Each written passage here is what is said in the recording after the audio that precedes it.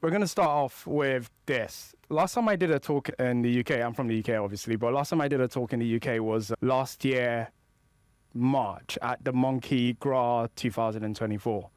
And the talk was titled Divine Prompting, and we played a game.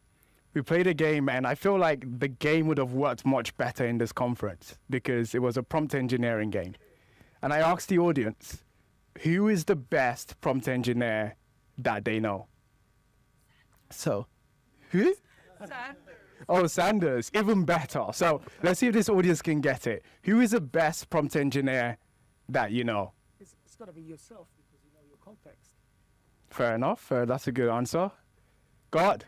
Were you at the conf? Were you? Yeah, it's God, right? And it's God because Genesis chapter 1, verse 3 is let there be light. And that created all of this. That's the best prompt. So it's not going to get any better than that. And that is divine prompting. So that was last year. This year, I think we as humans, we've definitely strayed far away from godhood because the size of the context window is now like 1 million plus. So yeah, we're very far away from achieving, what is it called, divinity. But if there is anything you take away from this talk, it's this. Memory engineering is context engineering plus. So all the stuff you do around context engineering and all of the other engineering you do around it within persistence layer like database and file systems, that's memory engineering. So my name is Richmond Alake. I'm a developer advocate at MongoDB. I usually do a lot. The term developer advocate is such a weird role. This is my first role as a developer advocate. I didn't even know this was a job. But I write a lot of content as a developer advocate in MongoDB. I speak to our advanced customers on their AI workload, and I do things like this, talk to you guys, developers, and speak at conferences. Only cool ones, obviously. So the last conference I was at, or second to last conference, I was at AI Engineers in San Francisco, which Saunders was also at. He also spoke at that conference as well. So you can see his workshop on the AI Engineers channel. The reason why I'm putting this is because I'm not going to be able to touch on everything that I'm presenting to you today. So this introduces agent memory in very short, but it is decent. Then most of the stuff I speak around, I'm going to talk about compression and prompt compression, prompt compaction, query optimization. I covered this in this course that we did with deep learning AI. We did this last year. I recorded the course last year, April. And back then, prompt compression was not even as widely taken up as it is today. So the mission that deep learning gave to me was, Richmond, we want you to create a course that in 2 years' time will still be relevant. We're 1.5 years in and prompt compression is still top of mind, and query optimization is not top of mind yet for most developers, but it is. We're getting there. So the key takeaway, memory engineering is context engineering plus plus. And I'm just going to riff off here. This is just a bunch of ideas, and my ideas change every single day. So I did a similar talk to this in AI Engineers Conference. My ideas has evolved as I keep learning. So I'm going to know if I've done a good job if 60 to 70% of you agree with me. If you feel like memory engineering is context engineering plus. I would have done a great job if this conference goes from prompt engineering conference to memory engineering conference next year. Wait, she's not here to hear it? Okay, I'll tell her. Then I would have done a bad job if 100% of you guys agree with me. If you guys all say, yes, Richmond, you're absolutely correct. Because I live off my critics. I'm joking, but I do like people that keep me intellectually honest. So to do a good job, I hope to do a good job today. And eventually hope to do a great job. And that's going to take time and industry validation. All right, we're going to go through two major checkpoints, right? It's going to be like a timeline. We're going to go through prompt engineering. We want to know what prompt engineering is. We're going to go through context engineering. That's now all of the rave in the last 3 months, right? There's been loads of articles from Anthropic, from Manus, from Cognition, and all the folks in the front line on context engineering. And then there's memory engineering. I think I'm the only one on the internet writing articles on memory engineering, specifically with that keyword. So there is a lot of things around these 3 checkpoints, right? There's a lot of techniques, a lot of topics, a lot of terms and keywords. We're going to go through them. But again, I can't go through, I don't have much time. And if you want more of this content, I have a 5-hour course with O'Reilly that we're gonna do live on November 8th. So if you go to O'Reilly, type in Richmond Alake, I have a 5-hour course. We did a course, it was 4 hours on agent memory. We did it last month in September, and O'Reilly said, hey, do it again in November and you get an extra hour. And I said, hey, I could do this for a whole day. I could speak about agent memory. So we're gonna start off with prompt engineering. This is gonna be the easy bit because everyone's doing my job for me in this conference. So we're gonna go through it through first principles. So dictionary form of prompt. The verb form means to make something happen, right? To instigate or invoke an occurrence. A noun form is to cause the remembrance of something. So if you go to a theater, there will be someone, maybe an actor's forgotten the line, there'll be someone behind the curtain telling them the line. That's a prompter. Or you can have a teleprompter with a newscaster, so that's the noun form. When you look at prompt within the context of the LLM and the world we live in now, it makes a lot of sense, right? The word prompt, and before prompt engineering got settled as the keyword that we were going to use to describe the spell casting we're doing into the LLM, there was query optimization, there was intent engineering was one of the keywords floating around. There was prompt programming was also one of the keywords floating around, but we settled with prompt engineering. We used to call prompt query or intent. The noun form as well, taking a step back, to make things happen, we make the generation happen, right? That's the output. We make reasoning happen and we make computation happen. Then, with the noun form of the word prompt, it's to invoke remembrance. And we make the LLM actually remember latent information within its parametric memory with our prompts. So the word prompt actually hit the nail on the head. So can you recommend some good holiday destinations for the summer? This is a prompt. I always use, in my webinars, I always use holiday destination. I don't know why, I'm trying to escape from something. I just came back from Singapore and Bali, and this is my first week back in the UK, and I landed in the UK, came out, and it was so cold. And I was like, good Lord, I love this place. But yeah, so we're back. So this is a prompt, and you can see a prompt input. I'm just trying to explain how the noun and the verb, how you can understand it. So when we look at the verb function, what is really happening there is the occurrence here is the prompt is actually an activation for the transformer, and then we get our output, which is a generation of the token generation. Now for the noun form, we have this recall, right?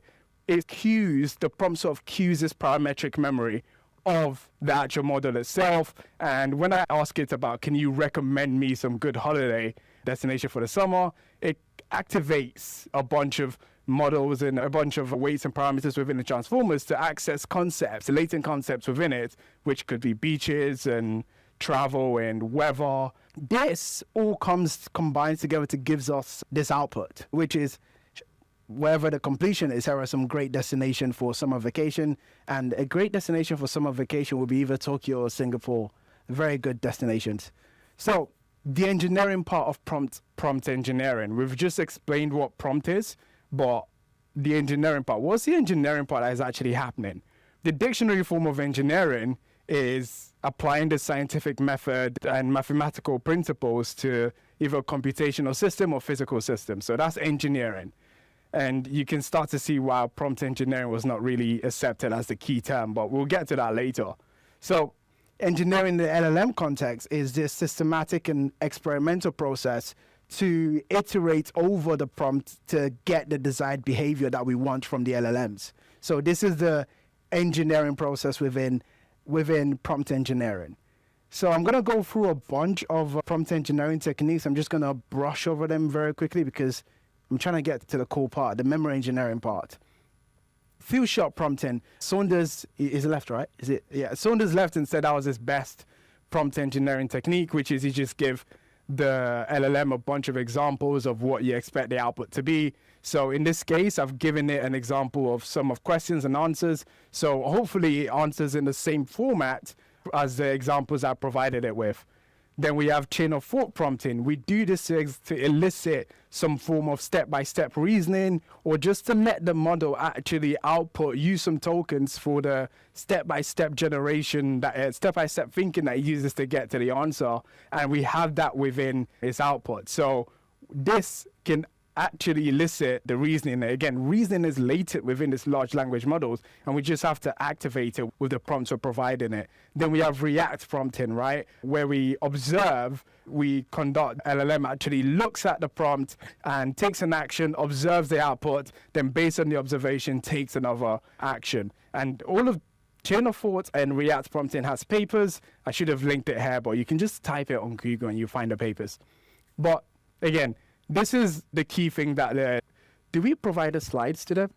Okay, you're going to get the slides. So you're going to see all of this. You're going to be able to digest it. So this is all three paradigms of prompt engineering in a nutshell. And I'm trying to speed through to get to memory engineering. So the definition of prompt engineering, there are a bunch of definitions, right? And these are the citations from the ones that I found, the earliest definitions of prompt engineering I could find. And really, it all boils down to this systematic design and testing and optimization of language inputs that will get us a desired output from the LLM. So that's what prompt engineering is. Now that we understand prompt engineering, I don't even need to do all of that because we're in the right conference. I can talk about the limitations. The first limitation is very obvious, the name. There wasn't much engineering happening in prompt engineering. It was just telling the LLM to breathe, or telling the LLM that if it gets it wrong, your dog's gonna die or something. So it really, and there was this post from Simon, and he said, he basically summarized the reason why prompt engineering didn't really stick, or why it caused a lot of conflict within software engineers that actually did real engineering. As in, it went crazy, right? There were prompt engineering jobs going for like several hundreds of thousands. I don't know if they still exist. I never applied to any, but this is one of the limitations. The name prompt engineering, the term, did not capture the job that we AI developers were actually doing. Then there are other, that's very right. There are other ways that people imagined prompt engineering was, right? They really thought it was all about changing sentences and using different tones and emojis and creative tricks really to elicit this behavior or get the desired output from the model. But really, what was happening behind the scene was more robust, right? There was more work going into getting models to have the outputs and have it more reliable and have it consistent. So these are a list of some of the works that some of you guys in the room were doing. I know some of the guys that did a talk were talking about some of the engineering work that they had to do just to get the prompt to work or get the JSON to have the structured output. I forgot what the fellow's name were. But there is a lot of engineering, actual engineering that goes within prompt engineering. But what the world saw was this spell casting, changing simple terms in your prompt. And this led to the folks saying AI prompting is dead, prompt engineering is dead, long live prompt engineering. But really, there are other main limitations of prompt engineering, which was it's fragile, it's very brittle, right? If you change one word in a prompt, you might get a different output, and that created a lot of problems, right? Saunders was talking about prompt injection. LLMs can easily be taken advantage of by just changing some of the instructions you're passing into them. And there was a lack of modularity and reuse, and there was the absence of memory and continuity, right? Prompt doesn't elicit continuity or adaptation in LLMs. It doesn't help LLMs remember, but we're going to get there. I've written, because you get the slides, and I knew that beforehand, I just confirmed, but I've written a bunch of my thoughts on the limitations of prompt engineering. So we've done this first, a third of the milestone. Let's go into context engineering. And that's what a lot of people are talking about today. So context, and you guys know what I'm going to do now. We're going to look at the dictionary form of context. And you go to Cambridge, you go to Oxford. It's basically a situation. It's a description of something that is occurring to add more meaning to the occurrence, right? I hope that's not as confusing as I said it, but I wrote it more. Well, I didn't write it. Cambridge and Oxford wrote it better than I could have said it. But really, context is just more information to the actual subject or topic being discussed. Within LLM, it's everything we have but the prompt, right? It's the history, it's the conversation history, it's the tool use that we've conducted, it's the workflows outcomes that we've stored. And we have all of this within the context window. So remember, Remember that prompt about the holiday? This is the prompt. We have it over here, and I apologize, I didn't realize it's going to be so small, but we have it right over here, and this is the same prompt, but you can have other information that goes along with that prompt, especially with the large context window we have today. And now you have this whole robust context. And again, people do a better job than me. So Anthropic released a piece around September, late September, around prompt engineering versus context engineering. And their diagram is way better than mine. But the piece itself is very well written. I think the team at Anthropic write the best pieces, and they share the learning around context engineering and memory management. I think OpenAI should do the same, because I think OpenAI has some good memory management techniques behind ChatGPT that they're not sharing, at least just high-level overview like Anthropic does. But this is the definition. This is the intro to the piece by Anthropic, which was them actually explaining what context engineering was, which is context engineering is trying to find a configuration of context that actually gets the desired behavior from your model. So that's the question context engineering is asking. What is the configuration of context that allows me to get a desired behavior? Memory engineering basically asks how should memory be modeled in AI agents and LLM. That's the question memory engineering answers. So the engineering part of context engineering, I've skipped that. The slides are a bit off, but we're gonna go with the flow here. So we're gonna skip to the limitation of context engineering. But for you to understand the limitation of context engineering, we just have to look at the limitations of prompt engineering. Now I recall why we have this slide here. For us to understand the engineering part of context engineering, we have to look at the limitation of prompt engineering, because that's what the engineering address. So we have fragility and instability, we have the context ceiling, we have the lack of modularity and reuse, and the absence of memory. So this was all the limitations of prompt engineering.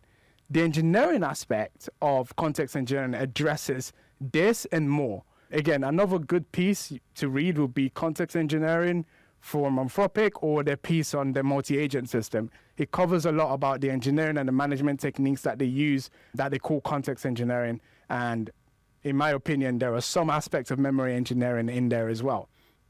So let's talk about fragility and instability.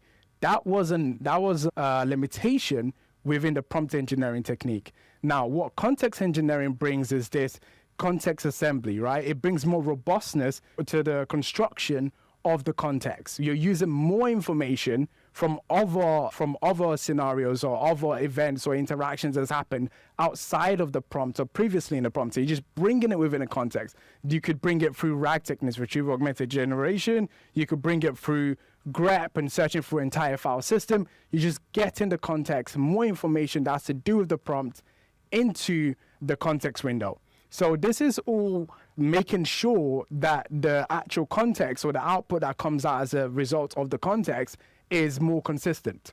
So you give as much information, which could include a bunch of few-shot prompting examples, but also user history, to-use history, workflow history, all the good stuff to make sure you're getting that desired behavior. And then we move on to the context ceiling, right? With 1 million context window it's pretty much, I think the max we have, we probably have higher than that at the moment, but you really don't want to stuff all your context and use up the 1 million context window. That's not what you don't want to stuff all your information there. That's not what it's there for. Really what you want to do is construct the context effectively so that you are activating the right part of the transformers and you're actually making sure the desired behavior is consistent. So again, retrieval augmented generation helps here. There is context compression and summarization. I forgot what his actual name is, but PEC from Manus did a talk with Lance Martin from LangChain very recently, and he explained the difference between compression or compaction and summarization and when you should use one or the other. So these are teams in the front line that are exploring all of these techniques that we're talking about today. Then there are other typical database stuff. I work in MongoDB, you have to talk about database stuff. So there is all of the retrieval mechanisms and optimizations that we have, hybrid search, vector search, quantization, and query optimization, pre-filtering and post-filtering. All of that comes into ways that we can make use of that context window and to avoid the context ceiling. And modularity and reuse, which was a limitation of prompt engineering, is obviously context engineering solves that because we can reuse some context block, we could place in placeholders within context and replace them with the username or any other information that you have outside of the context. So one thing I'm noticing is there's a lot of libraries out there that are trying to solve for context engineering or trying to improve context engineering. So LangGraph, CrewAI, Semantic Kernel, they are approaching memory engineering. And I say that because you look at LangChain, they have LangGraph, but they also have a memory management library called LangMem. Any of you heard of LangMem? Seriously? Oh, you should check it out. It's pretty cool. It basically is LangChain's library to solve memory within AI agents and LLM applications. They should talk more about it. I think they do talk more about it, but not as much as they do with LangChain and LangGraph. So the best definition I could find on context engineering comes from Anthropic. And it's right here, which is a bunch of strategies you're using to just make sure that you're using the optimal set of token to get your desired output from your LLM. So that's the best definition I've seen from anywhere on context engineering. So lessons from the front line, I've shared this. There was a dedicated slide for this, but I've shared this as we've gone across. I've spoken about LangChain, Manus. I've spoken about Anthropic extensively. You would think I work there, but I don't. But let's talk about the limitations of context engineering. I still think context engineering doesn't capture the work that is being done today. I speak to a lot of AI teams and they don't talk to me about the context engineering techniques that they're doing. They don't talk to me about the summarization techniques on the compaction. What they talk to me about is how can I optimize my query to reduce latency of the chunks I'm retrieving, right? They talk to me about pre-filtering and post-filtering and making sure there's enough, making sure they're capturing the metadata. What embedding model should they be using? How do they actually evaluate the embedding models? I don't think context engineering captures the work that is being done by team. And some of the organizations that I speak to that are on the bleeding edge, they have dedicated AI memory team now. So I'm starting to see that emerge in some large companies. So the context window is still finite, right? Even though it increases, it's still you're gonna have context rot, you're gonna have issues like context poisoning, and we're gonna have to solve that, and context engineering doesn't directly address that. And context is reconstruction. It's not really retaining information over iterations of your agent lifecycle. Then that leads to the loss of time and temporal information. So for example, you can give an information to any chatbot. Let's imagine you have a long-running chatbot like a personal assistant, and you use this long-running chatbot for over a year. With context engineering, the information that you give it at the start of the year into your likes and dislikes will probably fade away, right? With memory engineering, we're looking to solve that. So there's computational inefficiency, context pollution, and lack of identity talks about the personality aspects to our AI agents. Has anyone seen ChatGPT ask you if you like its personality? Has anyone seen where it comes thumbs up and thumbs down? It's a weird thing, but there is this lack of identity with context engineering that we can actually solve with memory engineering. So the one limitation of prompt engineering that I did not talk about that context engineering solves is the absence of memory and continuity, because I think that falls within memory engineering, right? And again, I'm not trying to get 100% of you guys to agree with me. I just need 60 to 70. So let's go. So just to make things more solid here, prompt engineering is shaping the sentence. Context engineering is everything around the sentence. Prompt engineering is about the words and is about words about the world, where context engineering is world building. And prompt describes the moment, context engineering captures the moment or constructs the moment. Oh, that was a bunch of, imagine I went through that. So I wrote a little bit on the limitations of context engineering. When you get the slide, read it. But it's all about the fact that we are not optimizing the system for reliability, believability, and capability.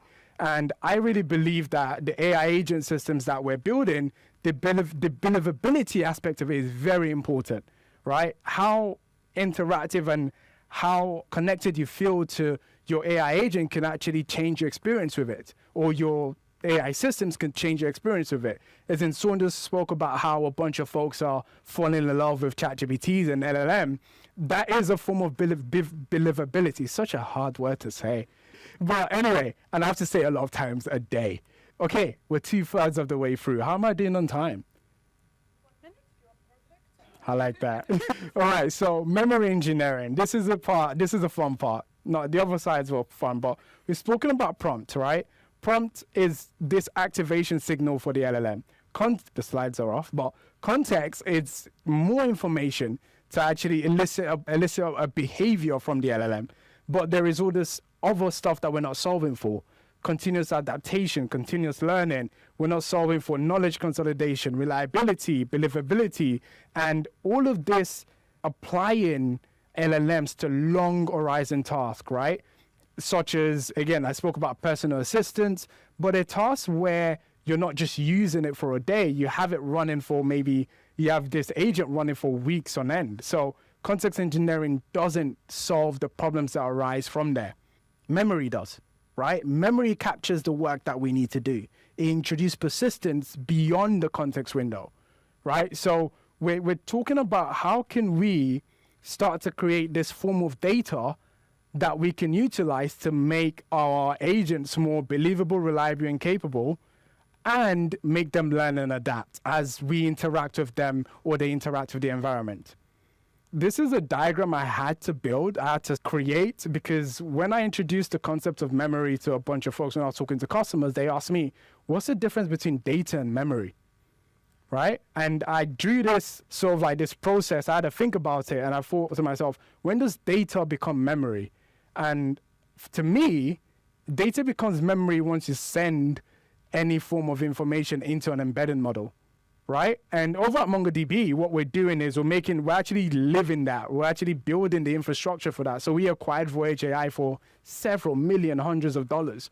But we are bringing the embedded model into the database. So when you give us data, we give you intelligence, right? You give us your data, we start the conversion into memory when you give us that data. So you don't need to do the embedded, you don't need to use any external embedded model. You just give us data, the database handles everything for you. So that made me start to think about, I had to just create this so people could visualize the thought process. And again, I might move this line over here as I see fit, as my thoughts and learnings change. So what is agent memory? Agent memory is also gaining in popularity, not as much as I would like it to, but it's becoming top of mind for a bunch of folks now. I heard it mentioned by at least 2 previous talks before me. And this is just to show you that what I'm trying to say, which is some of the things that the engineering work that a lot of people are doing today is memory engineering. That's why they're talking about it. We've not just captured it in a single word. A lot of people are talking about agent memory today because the real work you're doing is memory. So agent memory is very simple. It's the LLM memory, which is the context window and the parametric memory, alongside a memory management system and a persistent layer, which could be a database or a file system. The memory management system, that's the engineering bit. That's the actual engineering, all of the retrieval process and pipelines you have to build. That's where it sits in the memory management system.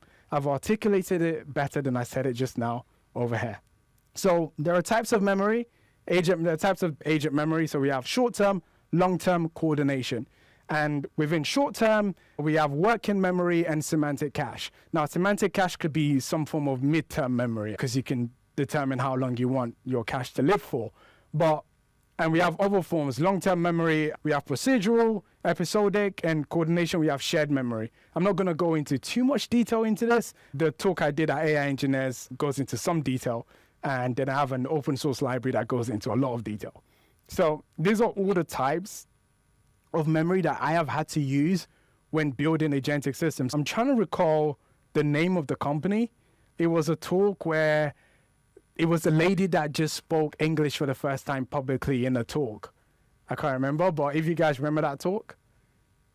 Building pipelines. Okay, exactly. Building LLM pipelines. Yeah, I remember that. So the fellow, I wasn't even talking about the lady, I was talking about the fellow, I don't even remember him. But they talk about the tools and the workflows, and he spoke about keeping them within the context. Now, there are memories for that. There's ways you can model that specific information within a context window, and you could create a engineering or software management system that actually constructs some form of workflow memory units or toolbox memory units. So I have this form of workflow memory where whenever you use a tool or wherever whenever you conduct an iteration step that uses several tools, we're storing the outcome of the tool result, we're storing the tool use, and we're storing the results in the database. And we're also storing the outcome, which could be success and failure, so that whenever a new query comes in, we can actually do a vector search or different forms of search to the database to retrieve any workflow memory that may be semantic similar to the current prompt being passed into your system. I explained this in code better than I've just said it. So the engineering work in memory. So there's a lot of things that are not new in memory engineering. So nothing I'm saying today is new. A lot of search optimization engineers or search engineers have been doing this for years. A lot of people in information retrieval and database engineering have been doing this for years. We're just bringing it forward to application development or to agent or AI engineering. So again, I wrote a bit on the shift from context to memory. I'm currently writing an extensive piece on this. I already have one that I released last week, so not yet, but in a few weeks, hopefully, if you type in agent memory on Google, it will be the first piece that comes up. It's from MongoDB, but I'll give you a link to it in the slides as well. So this is a write-up on the shift from context to memory engineering. So bright. But everyone's thinking about this. And one thing I noticed is this, right? Anthropic put out, there we go. Anthropic put out, It was not me, I promise. Anthropic put out a piece on how they built their multi-agent system. And they really spoke a lot about memory management in that piece, right? They're steering towards the memory engineering, right? They're just like one word shy away from it. But memory management is also a term for memory engineering. They spoke a lot about context management, but now they put out a recent piece and they went all in on the term context engineering. And they did mention agent memory in this effective context engineering piece, but I mentioned it as a subset.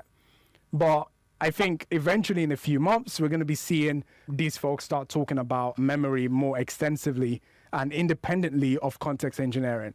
LangGraph also talks about memory. I told you they have a library dedicated to memory management in agentic systems. So LangMem is one. Mem0 is another popular library that folks use. So is Zep if you're into graph and knowledge graphs. We also do knowledge graphs in the MongoDB. So I was talking about the effective context engineering blog, and the specific part where they talk about agent memory or allude to it is when they talk about context engineering for long horizon task. You could just replace that as memory engineering. And they specifically talk about agent memory when they talked about structured note taking, which is you have the agent actually write out its context externally out of the context window. But that's just one aspect to the whole job of memory engineering. There's several other jobs and engineering tasks to be done, which I'll be covering now. There is the memory architecture design aspect, right? How do you model workflow memory? How do you model toolbox memory? How do you model the conversation that you're storing? Because these are always evolving, right? So you have to think about how you're modeling them, what retrieval method actually works best for these memory units. There is retrieval and query optimization. So one thing that a lot of teams are thinking about is how to optimize the retrieval of memory units from a database. How do you make that shorter? How do you improve the latency and improve the accuracy? Then there is all getting the memory units and placing them within the context as well. There is compaction, there is compression, there's summarization. There is also one that is actually very interesting that no one's actually solved, and you guys can go have a crack at it, which is how do you forget? How do you make your agents forget information? And there's a paper called Generative Agents from folks in Stanford that introduces like a very simple algorithm that allows for a memory signal that decays. If you ever meet Andrew Ng in person, he loves that paper. Setting the mood. Nice.